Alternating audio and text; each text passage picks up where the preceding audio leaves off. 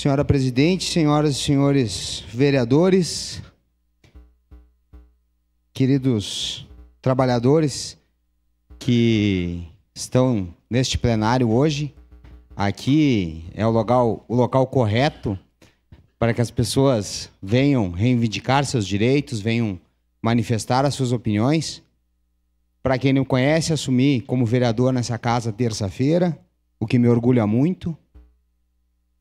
E para quem não conhece também um pouco da minha trajetória, eu trabalhei nessa casa legislativa quando o Uber começou, então vejo aqui alguns rostos conhecidos que já vieram desde lá de 2016, quando o município, alguns mais antigos vão lembrar, né, Vanderlei, que o município tentou fazer regulamentações municipais.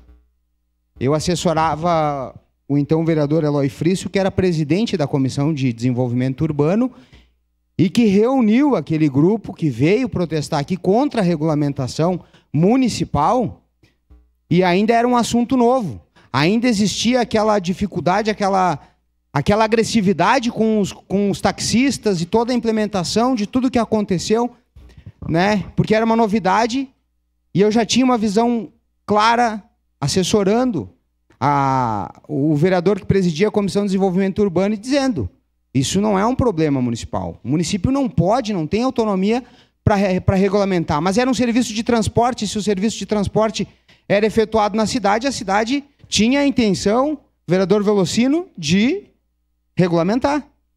Porque tinha medo de que, se acontecesse um acidente, né, o motorista fosse prejudicado, mas o passageiro não tivesse uma indenização ou fosse, né, prejudicado em relação ao serviço sendo prestado no município. Mas as discussões foram evoluindo, o processo foi acontecendo, os aplicativos foram se consolidando como uma alternativa de ganho, né, de ganho, de rendimento para vocês que são trabalhadores. Eu acompanhei atentamente algumas das falas, e o vereador Zanquim, muito bem, sábio como sempre nas palavras, com o seu tom professoral e com o seu conhecimento acadêmico, ele fez uma citação falando do povo, né? Eu lembrei, vereador Zanquim, eu que gosto muito de estudar sobre política e sobre história,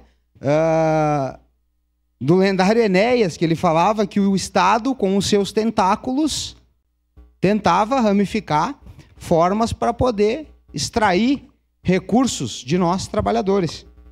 Mas também ele, que era responsável por essa fala, quando ele cita o povo, ele tem uma outra citação que ele diz que não há exemplos de grandes civilizações com estados fracos. Mas o Estado, de fato, vereador Scalco, não pode sufocar as atividades. Ele tem que deixar as pessoas ser livres. Mas aí eu recordo que, para querer ser livre, a gente tem que querer livre os outros também.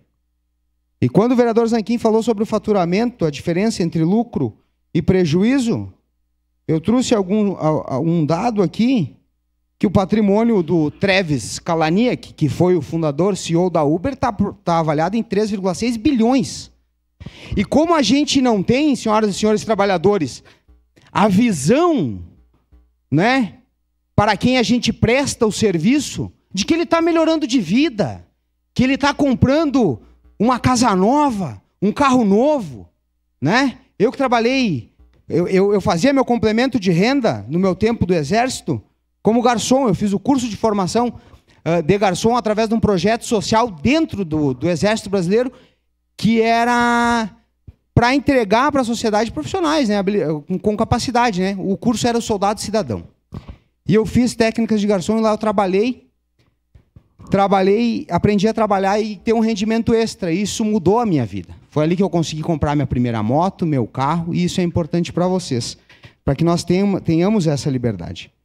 E ontem, na reunião sobre o plano de mobilidade, o secretário fez uma fala muito boa, que o transporte público é bom para quem não usa. O trabalho que vocês fazem é bom até para quem não usa. Quantos acidentes foram evitados através do trabalho da Uber? Né? Pessoas que saíam para a festa, que hoje, vou pegar o Uber. Muitas tiveram que aprender pagando a multa.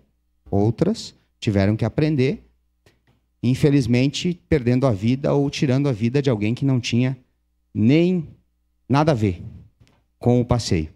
Enfim, senhoras e senhores, no momento oportuno eu vou votar a favor dessa moção, pelo simples fato de que, por uma regra de trânsito muito importante que salva a vida. Para concluir, senhora presidente, que é, na dúvida, não ultrapasse.